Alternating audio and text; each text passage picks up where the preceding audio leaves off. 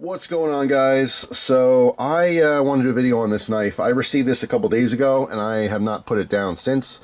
I think it's super cool. I've been playing with it a lot and I wanted to share with you guys. Just really neat. So did come with a letter and an explanation. Alright, so this is from Wells Ironworks. Alright, veteran owned and operated. It says, Jeff, thank you again for, well, here I can show you, I guess. You can read along if you want. Jeff, thank you again for the past support. Your video on my MagnaCut Puukko means a lot. If you guys remember, it's that cigar Puukko. It's a super cool, interesting knife where you have, you know, the sheath covers the blade. It doesn't really look like a knife at all. But in MagnaCut, just super interesting. But anyway, it says, I've included one of my latest builds for you to check out. The Alpine in AEBL stainless, paired with stabilized American cherrywood scales. This model is designed for practical bushcraft use, with edge geometry optimized for both slicing and durability. My shop is just me and my brother. He does all the hand-stitched water buffalo sheaths, and I handle the forged, heat treat, and finish work.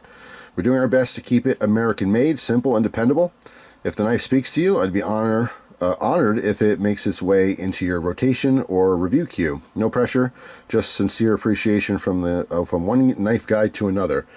Thanks again, all the best, Gabriel Wells from Wells Ironworks. Again, veteran-owned, handmade in Washington. All right, there's the website if you want to check this out.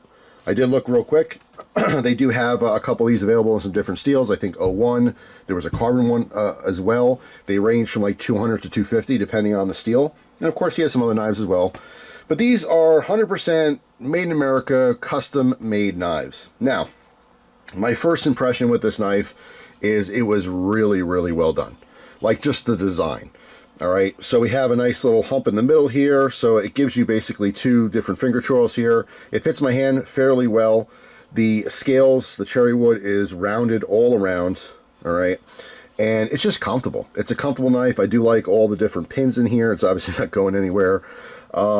I like the blade profile. It's hard to tell, maybe, for you, but this is actually angled down. And if you look at some of his other knives, some are more extreme, where the handle is going this way, and then the blade takes a different angle. All right, so in other words, let me use the sheath. If the blade was straight, it would look kind of like this. Like the blade would just keep going, you know, in line with the handle, but it doesn't. It cocks down. And that, believe it or not, helps in cutting. Because it's angled down, it's going to bite into the material a little bit. I wouldn't say better or worse or anything. It's just that angle forces the blade into something when you're cutting it, right? This is fantastic for you know, medium to light, you know, bushcraft type stuff. You're doing all those whittling jobs and, you know, maybe some light batoning, you know, for smaller branches, you know, feather sticks, things like that. This would be fantastic for a camp kitchen knife. I mean, just your regular kitchen knife for that matter. But I just think it's really well done. This knife, again, selling for like 200 bucks, completely made in America from nothing until a finished product here. And by the way, I do have to say that this sheath is one of the nicest sheaths I've ever had. Like, serious shout out as well to your brother. It's just really well done. I like the finish a lot. It's smooth out in every possible way. Right, nice little copper pins here. The stitching is really well done. I just really like it. I just think it's cool. I don't know, there's something really rustic about it. So, my only critiques, really, because I like the design a lot. I mean, it cuts very well. You know, maybe in the future you'll see me. I mean, this is going to be like in my permanent rotation. I have a couple of fixed blades that have personal meaning to me. They're just, you know, like sentimental, you know, type knives I've gotten for people, especially, you know, people starting and trying, you know, handmade knives. And this will definitely sit in that rotation. So I'll have this for a very long time. In fact, I'm going to be doing some fire stuff later today, so might even use this to get the fire started. But yeah, I mean, if my only critique at all, and this is not really a critique because this just could be how these are presented. This is like, to me, like 95% finished. What I mean by that is that if you have a big name brand custom maker, what they would do is they would continue and they would, you know, buff some stuff out, maybe have a very consistent finish. This has more of a rustic feel to it. And like I said, that could be totally done on purpose. But if you polish this thing up, really finished it a little bit further from what it is right now, you could sell this for 500 bucks. You know what I mean? And that might be the difference too, and why this is a little bit more affordable. But it's just really well done. And like I said, I love the sheath like a lot. It's just a very cool, very classic, feels like a frontiersman type, you know, fixed blade. So I totally dig it. I really appreciate you, you know, sending it for me to try out. Like I said, I'm definitely going to be using this a lot. For, you know, lately I've been cutting some cardboard and stuff. I didn't do any like actual wood processing with it, but just fiddling with it, playing with it, holding it, you know, cutting some stuff around the house. I just really, really enjoy it. So if you guys think this is something that sounds good, something you might be interested in, again, there's the website, wellsironworks.com. Made in America.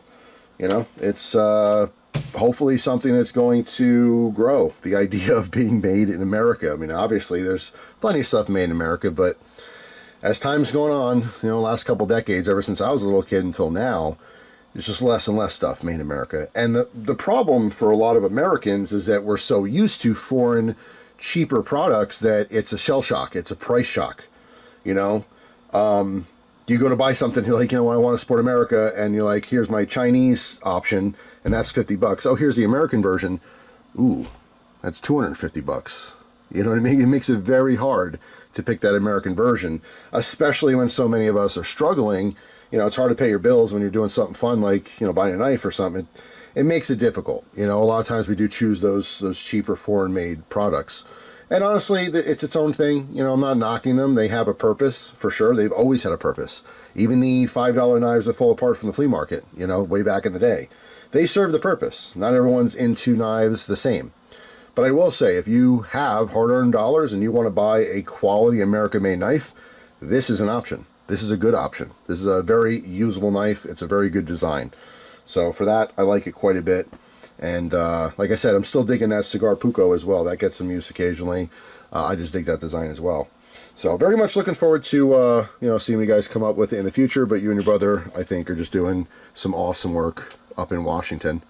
So definitely an applause for you. I appreciate the opportunity. I think it's a really cool knife.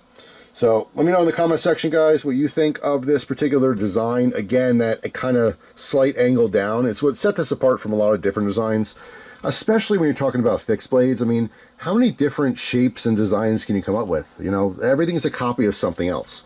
I haven't quite seen this. I've seen designs where they do, you know, kind of angle down, but not this exact setup.